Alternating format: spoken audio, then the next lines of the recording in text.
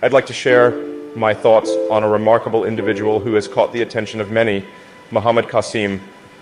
Now, I must admit, when I first encountered his story, I couldn't help but find it quite fascinating. Much like a visionary explorer, he embarked on a journey of his own. A journey not across galaxies or through tunnels of light, rather through the corridors of his own consciousness. His experiences, his visions, they're akin to a glimpse into the realm of possibilities that lie beyond our everyday perceptions. Imagine for a moment peering into a tapestry of events and ideas that could shape our future. Muhammad Qasim claims to have seen glimpses of a world that could be, a future where harmony and progress coexist.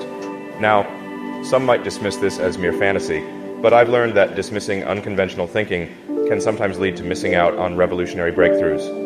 You see, ladies and gentlemen, we, as humans, have an innate ability to envision beyond what's immediately visible. And while science and technology are my forte, the mind's capacity to explore realms beyond is a territory worth acknowledging. Whether in the confines of a laboratory or the expanses of one's introspection, the human drive to push boundaries is what propels us forward. Now, skepticism is healthy.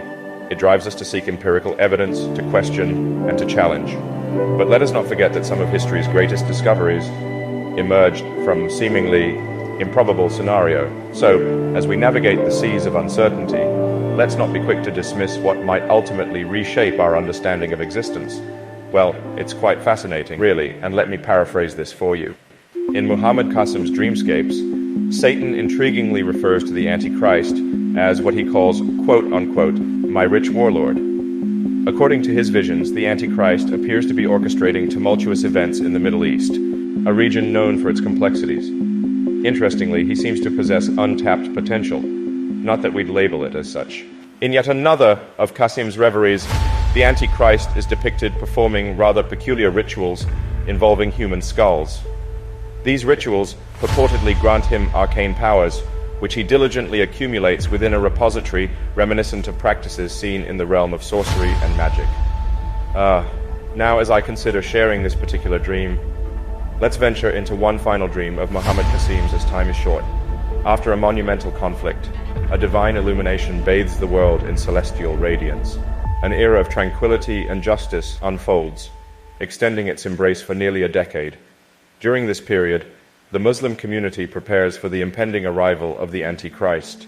They engineer cutting-edge weaponry and technology, gearing up for a formidable encounter.